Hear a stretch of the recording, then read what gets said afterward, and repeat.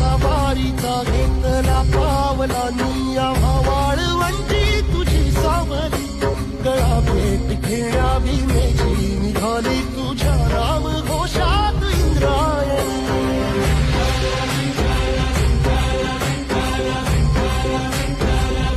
भिडे आसमंती ध्वजा वैष्णवांची उभी पंढरी आज नारावली तुझे नाव ओठी तुझे रूप ध्यानी जीवाला तुझी आस गा लागली